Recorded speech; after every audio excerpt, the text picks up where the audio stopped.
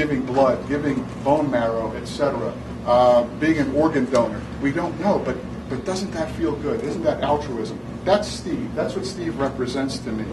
That's a gift of life, and I just think it's the right thing to do. And to me, it's even stronger to not even know who you're helping. I don't really want to know. I just want to know that it's doing good. Led a volunteer life. You know, we talked about this 30 gallons of blood, and I was playing. I'm an information technology guy, so I started doing some math. That's 240 pints of blood. The human body has about 10 pints of blood in it. This guy has given all the blood in his body 24 times. It's sort of amazing to me. The need is greater than ever. As many people have cancer, they all need plasma. When they go through chemotherapy, it would have to replace the white blood cells for these folks. And if they don't have it, my oldest daughter was a victim of that 5 years ago. She's a cancer survivor now.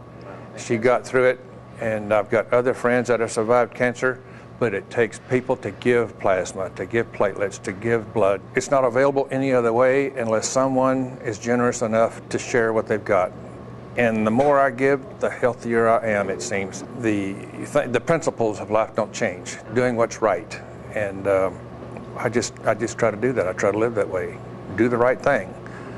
And it makes you happy, it makes me happy, and it makes you sleep good at night.